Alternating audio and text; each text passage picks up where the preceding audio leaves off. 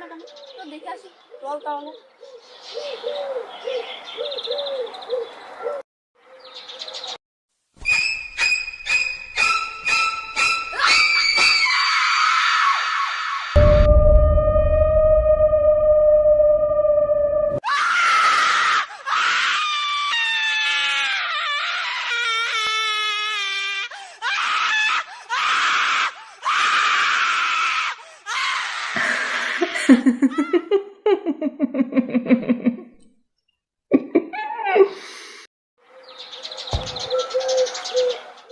ঘরটা তো ভালোই, কিন্তু তো থাকে না কেন?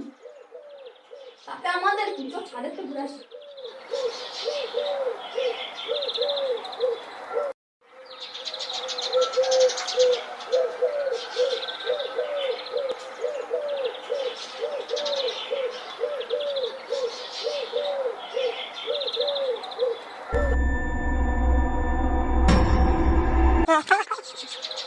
পাগল আছিস নাকি?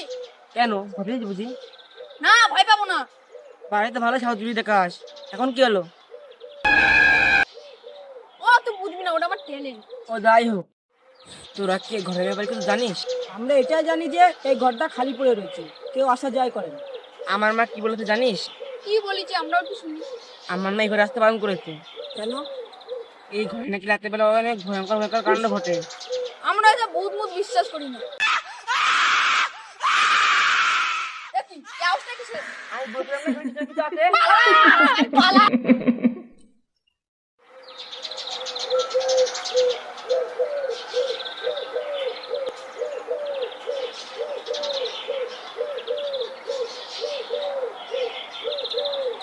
তোরা তো হাঁপাচ্ছিস কেন, কি হয়েছে?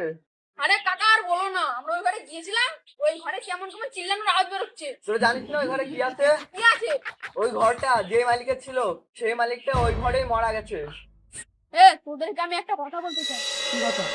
এখন তো আমি বলতে পারছি না, তোরা রাত 8টার সময় এখানে এসে আমার সঙ্গে দেখা কর, তখন তোদেরকে আমি বল দিব।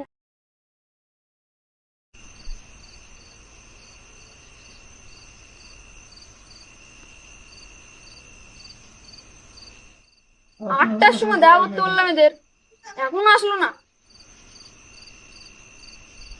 আরে বন্ধু, কিছু মনে করিস না, আজকে একটু দেরি হয়ে গেল। তা সুমন কোথায়? আমি কেবল আসলাম, আমি কি করে বলবো? কি বলি বল। সকালের কথাটা কি মনে আছে তোদের? ওই কথাটা আমি বলিস না, আমার মনে পড়লে আমার ভয় লাগে। তারপরে কাকা যে বললো ওই ঘরের কথা, সেটা কি তোর সত্যি বলে মনে হয়? আমার তো মনে হয় না এটা সত্যি। চল তো তুই একবার পরীক্ষা করে দেখে আসি। চল তাহলে।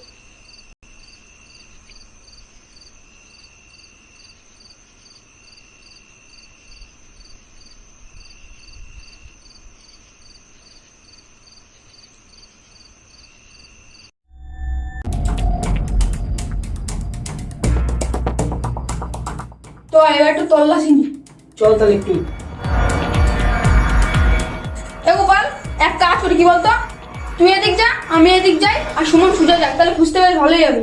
গোপাল, সুমন, এ কি, ওরা সারা দিচ্ছে না কেন?